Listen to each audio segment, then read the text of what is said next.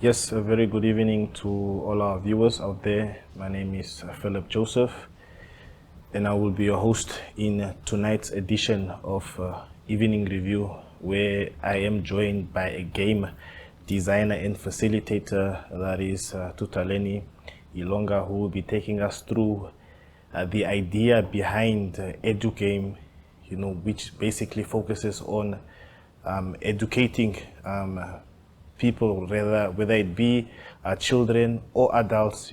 Different programs were created by him and his fellow colleagues. First and foremost, Tutaleni, I just want to say thank you for making the time for coming on to our show tonight. But as we get into things, or before we get into a more detailed explanation, can you maybe just start as to where this whole concept and idea came about regarding edu-game? Yeah. So, to reintroduce my name is Tutaleni Ilonga. So my background is normally in game design, and I've been in the gaming industry for about 9 years.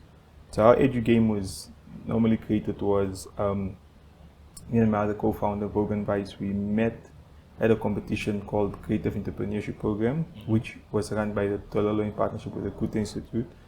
So what we did was we met. So I wasn't making money from games, and he was in virtual reality and doing architectural designs for businesses. So merging it together just made sense, because architecture in gaming is literally wall building, where you use the same elements and same concepts.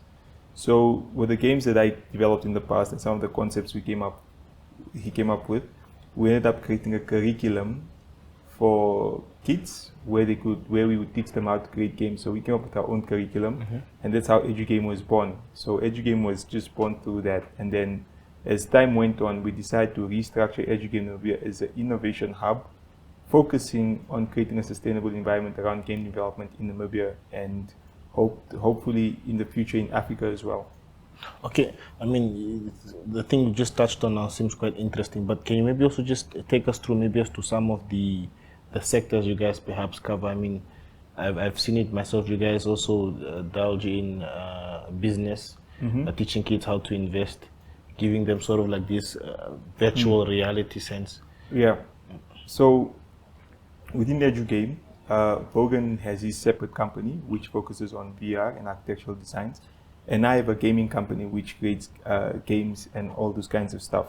Some of the sectors that we touched on with the kids is we had a partner called Games for Change, and this allowed for our students to take part in their competition, where kids had to either create digital or board games, and the topics that they were covering on was food hunger, and I think it's Reeve Corel or something, just not mistaken, and the kids came up with this concept.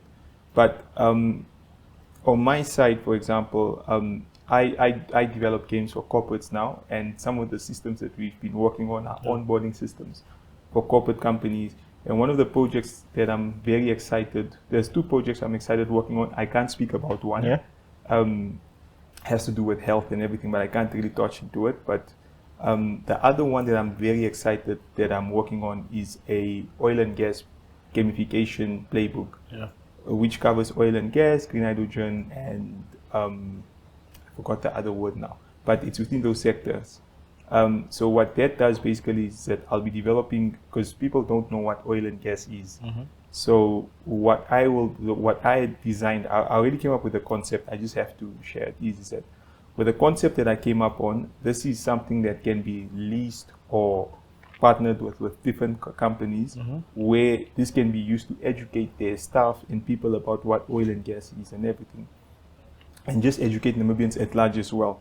So where I'm going with this is literally is that it's a game that I developed, but it's like a playbook game focusing on oil and gas and hydrogen as well, just to educate people about, and renewable energy. That's the word I was looking for. Just to educate Namibians about it as well, and young Namibians as well. So within this onboarding system that I developed, I also developed a curriculum which is going to be used by our students, especially the ones that are going to intermediate to expert level, where they're going to learn about green hydrogen, they're going to learn about oil and gas, and then through this, they can develop their own games in Roblox.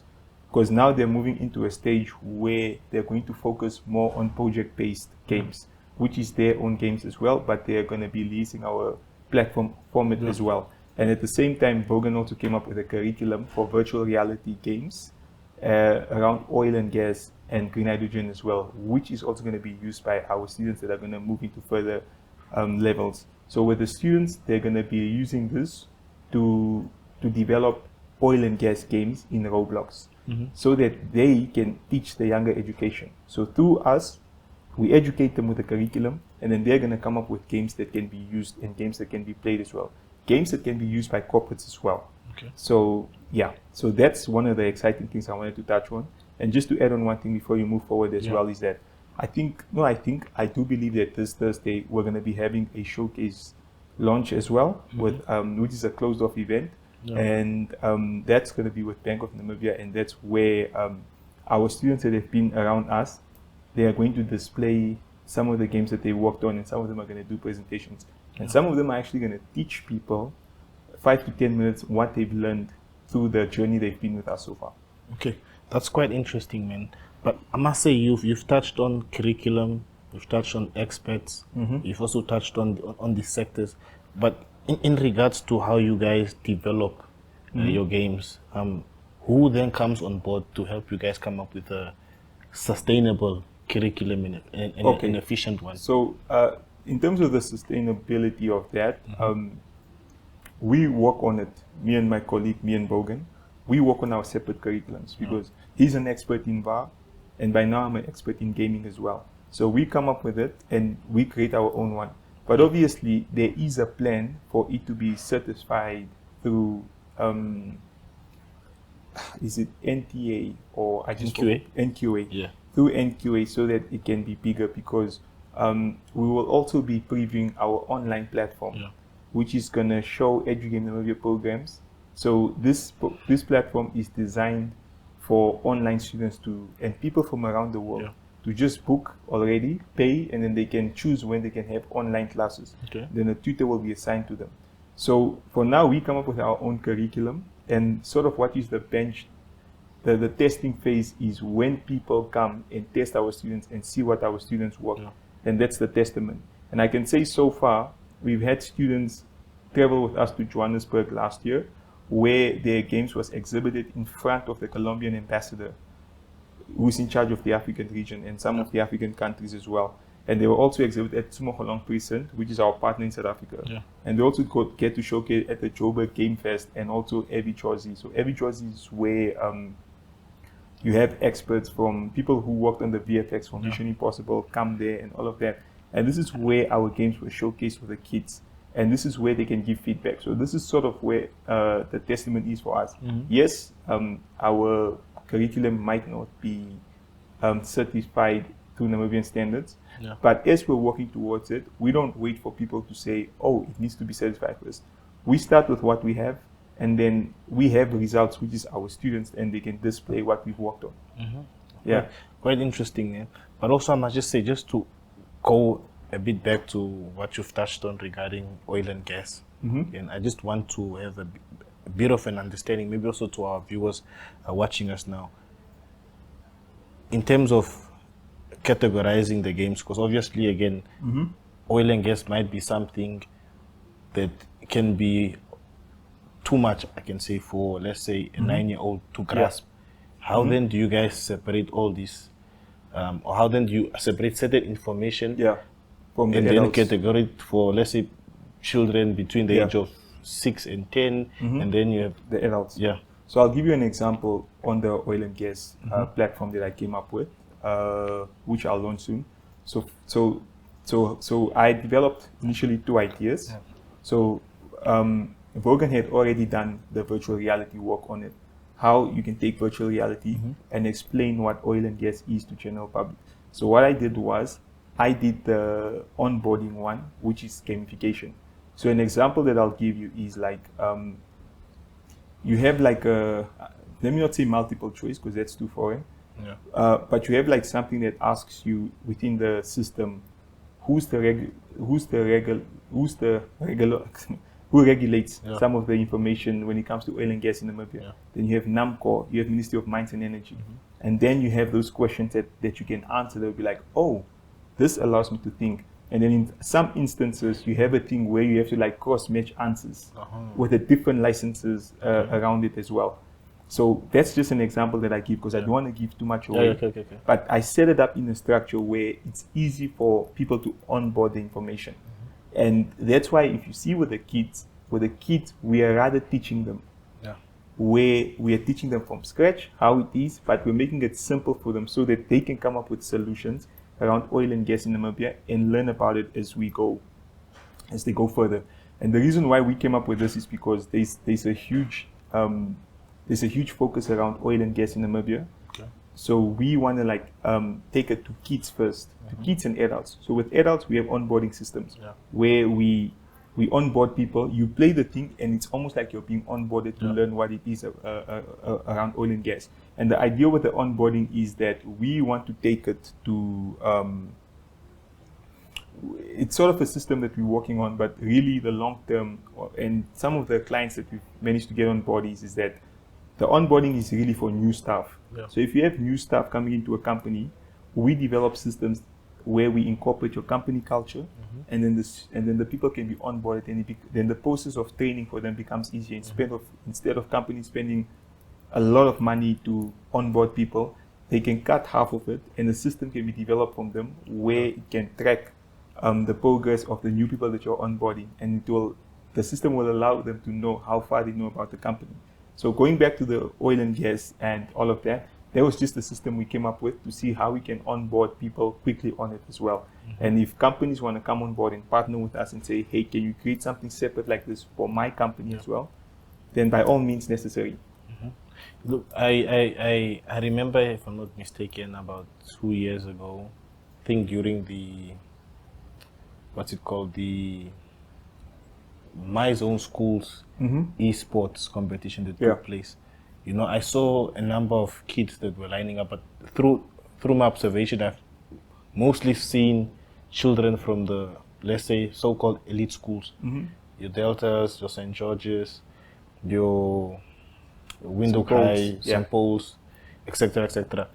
How then do you guys also take this knowledge and this type of games even to kids in disadvantage?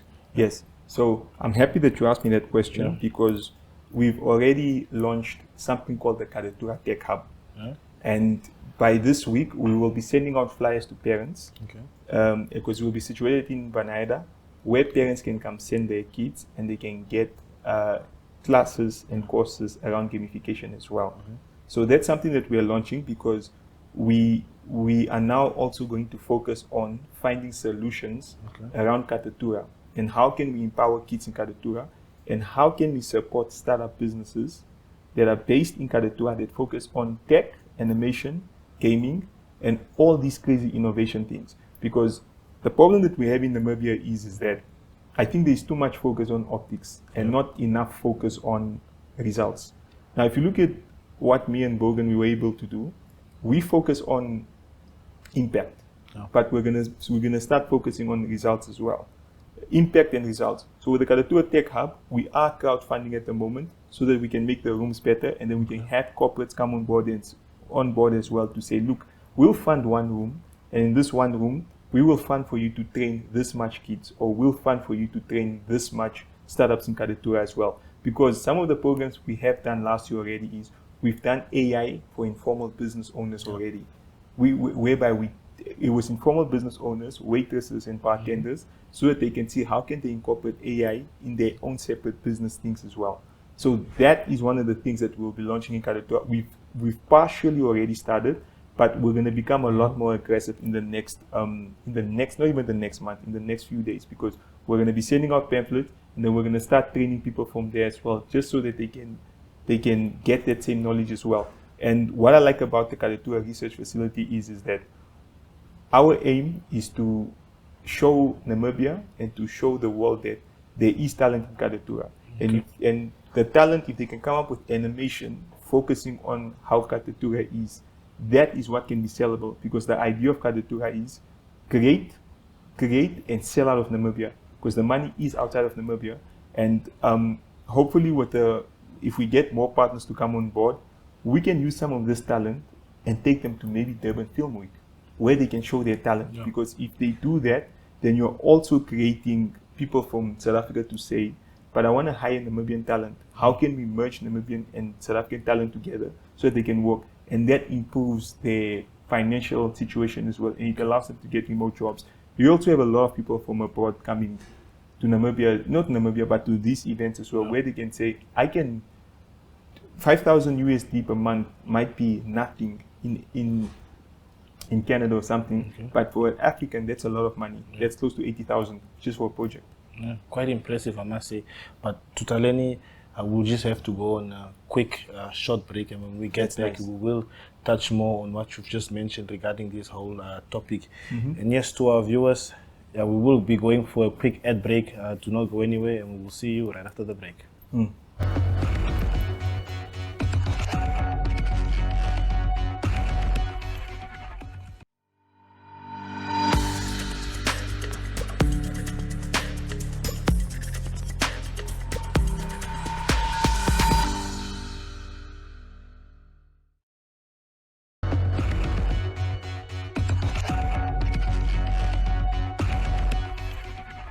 Yes, welcome back, viewers. I am still joined by Tutaleni Ilonga, who is a game designer and facilitator who has touched on quite a number of topics regarding the whole idea and concept behind the edu-game.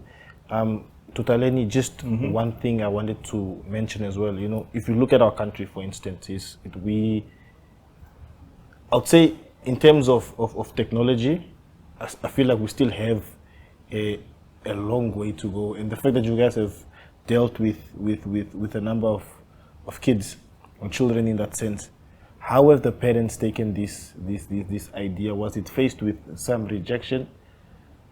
So the difference between our parents when we were growing up and the current parents that we have now is, so our parents, when we grew up, you had two kinds of parents.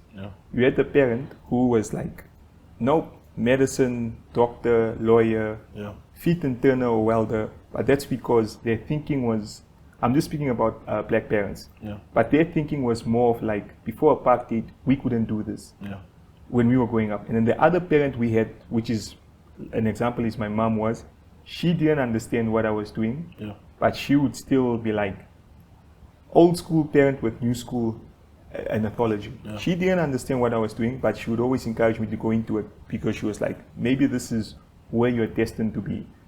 That was the old school parents. New school parents, they're more open to the idea. They just need to understand what it is about, and then they'll allow it. Because I wouldn't say backlash.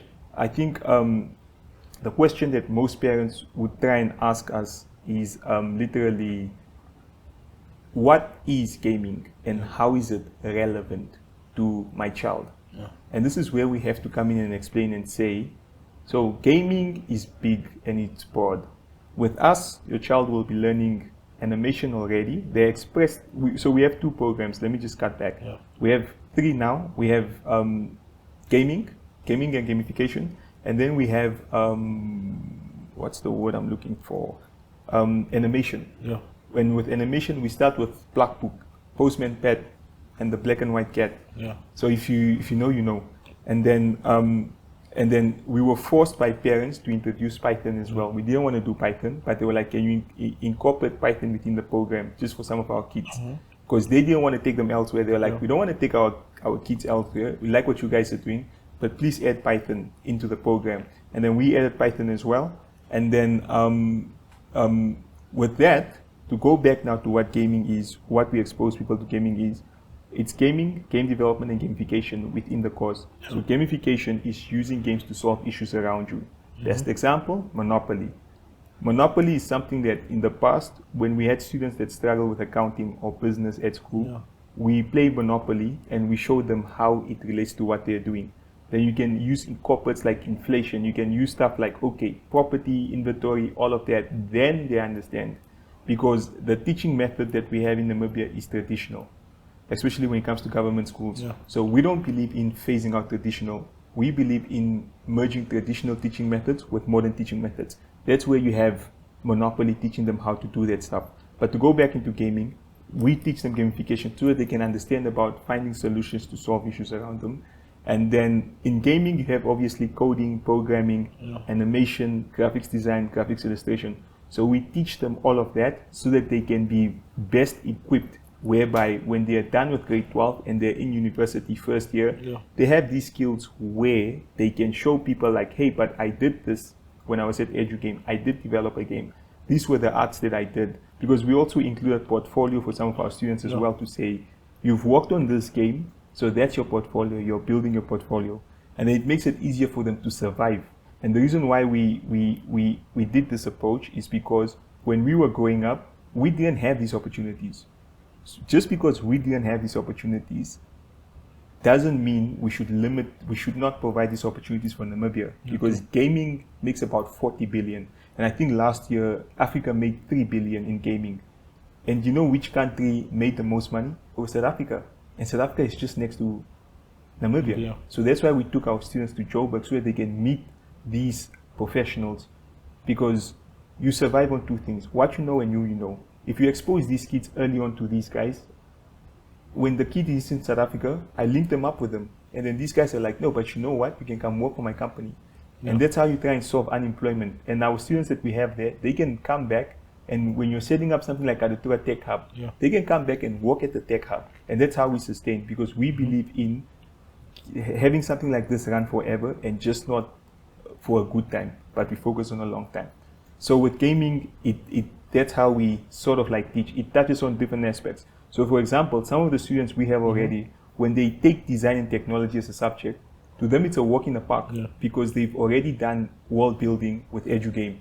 And the other subject is that I forgot in math, but there's something whereby they need to length times spread. When they're taught that in primary school, there's a design that they do when they design some of their animation and some of their characters in Game Maker Studio. So when they go back to them, it's already like, oh, I understand. So also the other reason is also because we're also using gaming to try and help children with learning disabilities, dyslexia, dyscalculia, and dysgraphia as well. So when you have gaming, it's easier to transfer that with them as well. Quite very insightful, and I must say, as young as I am, you're making me feel like like I have an old soul. But yeah, I mean, just again, I'll have to go back again to something that you've touched, and it's quite interesting, and it's what you said about what you know and who you know. And to go on to what you know, and it seems you guys want to really expand, and also going back to what you said earlier about taking it to the places like Katutura, whatsoever. If we have to speak countrywide, you know, you find that there are a lot of disadvantaged communities, regions, whatsoever, you can name it. I mean, do you guys have anything in mind to also have a helping hand to places like as far as Kavango, Zambezi, Karas region? Okay, so with that answer, Bank of Namibia is our partner now. So Bank of Namibia last year sent us to Opuo to teach teachers about how they can use gamification so that it can help them improve classroom management. Because, and the reason why we target the teachers is because, okay, by the way, so we also do train teachers when it comes to gamification and tech and gaming and AI as well, to make it easier for them to teach their class. And we tested this with Opuo, and we discovered what are some of the problems in Opuo. And at the same time, while we were there, we also gave kids class, and we trained them with that as well. So one of the platforms, there's a lot of platforms we're working on. One of them is also for teachers. So we're also working for a platform for teachers where they can learn about gamification, gaming, and also different learning disabilities that students have. And then it's like a resource management platform that they can use to teach their students as well. And to go back to your question, I'll give the second answer now. So you see, the Karatua Tech Hub that we set up, let's just really the start. The Karatua Tech Hub, our aim is that once this one launches and it's sustainable, we want to set up one in Kavango East as well, an innovation hub. But this one is set up to see what issues can I solve in Kavango. Yeah. This is now where you work with talent in Kavango, tech, whatever, and they can create solutions focusing on Kavango East and the mission around Kavango. I want to learn about Kavango culture as well, but I'm not sure if they're ever going to implement that in high school. So it's up to us to set up programs there where people can come up with virtual reality. This is where Bogan comes in. Setting up the virtual reality activities there so that the talent there can come up with history and stuff like that. One of the things that I discovered was that I think the Kavango or Caprivian, I could be wrong, they were one of the first tribes to have a woman as a chief. And these things they don't teach us at schools. So those are some of the things that we can have, because that content is rich and that's what's going to sell. So our aim is that we do want to set it up. It's part of our 2 to 3 year pipeline plan where we set up Kadatua Tech Hub, then we have Kavango Tech Hub, then we have Kavango East, because Kavango is big, right? Then you have Opua Tech Hub, you have Oranjemund Tech Hub. That's our plan, because our plan is that we set up there, then we have people that work there as well, because we can't do this forever. So we might as well start implementing talent to do that as well, because once that is set up, then it's easier for us to make cross-border exchange programs as well. But Timokolong in Joburg and some of our Brazilian partners. But with these tech hubs that we set up, the people that are going to be facilitating there, we want to have a system where they're only allowed to work 3 to 4 months where they are, then they have to rotate to a different town so that they can have different exposure, different talent and all of that. Yeah, I must say that's quite interesting in a lot of things that you've really touched on. You know, from my point of view as well, I'm not really a gamer myself, you know, even though growing up I've played a number of games. But what you've touched on is really insightful, especially given the fact that, you know, as a country we often, as you said before, with the different generations, we often tend to be, I don't want to use the term ignorant, but, you know, we always tend to push away technology. And what you've mentioned sounds very bright, and hopefully that can translate into something very powerful and positive, man. But again, I would just like to say thank you for coming on to our show tonight again. Thank you. You know, what you've touched on was very insightful. I have also gained quite a number of knowledge as well, just based on what you've touched there. But yeah, again, to our viewers at home and from those watching across the country and around the world, we had Tutaleni Ilonga with us tonight, who basically just touched on the concept and idea and the birth and rise of edu-game in Namibia. And that brings us to the end of our show tonight with me, your host, Philip Joseph, and the rest of the team. Good night. Okay, night.